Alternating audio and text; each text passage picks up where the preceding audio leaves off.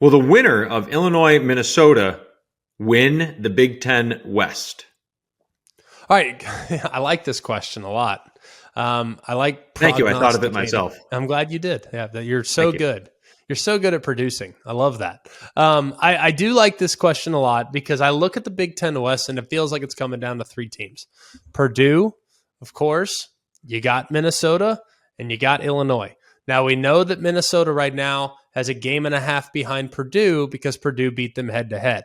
So Purdue essentially has to lose 2 for Minnesota to get back to the top of the race. But I don't think any of us look at that and say, oh, that's impossible. That's unthinkable. That's definitely reasonable. I mean, it's not like Purdue's superhuman.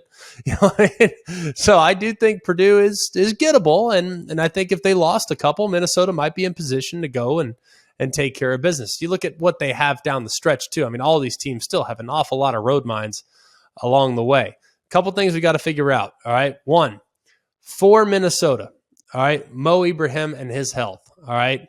We know last week him being sidelined and him not being at 100% was a big reason why they decided to sit him down. And look at the impact that it had on the team. They wanted to give that ankle another week, and who can blame them knowing the 7-game Big Ten road stretch that they or the 7-game stretch they have against Big Ten teams coming up here in like the next 8 weeks. So it's understandable why they did what they did, but man, the offense was completely stagnant without Ibrahim in the lineup. So that's significant. The other thing too, Illinois' rushing defense. We know Ibrahim, when he's been in the lineup, he's been phenomenal.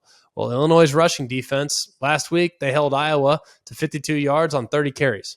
Right? They've been one of the best teams in college football right now against the run. And you think about, even though they've done a great job in holding up against the run, they also can get after the quarterback. They had 5 sacks against Spencer Petras last week. So I look at what Illinois is doing in the front 7 defensively, man, and I think that's going to be really tough sledding for Tanner Morgan and Ibrahim, and they might have to throw Illinois out of loading the box, because right now, if I'm Illinois, my goal is to stop the run. I'll let Tanner Morgan beat me. If he beats me, so be it.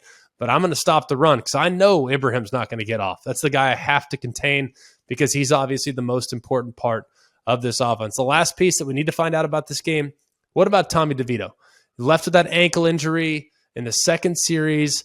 Really, after that point, it's not like there was any point where Artur Sitkowski did a whole lot. I mean, yes, he led a couple scoring drives, but it's not like, you know, he was lighting it up and down the field and they were scoring a bunch of touchdowns. So a lot of things I think to figure out for Illinois if Tommy DeVito can't go. We know Chase Brown's legit. We know that running game's legit. We know both defenses for Minnesota and Illinois are legit. So I think it's going to be a great game this weekend. And the winner, I think, is in prime position to potentially get to the Big Ten championship game. And for me right now, based on what I've seen in recent weeks, it's going to be really hard for me to pick against Illinois.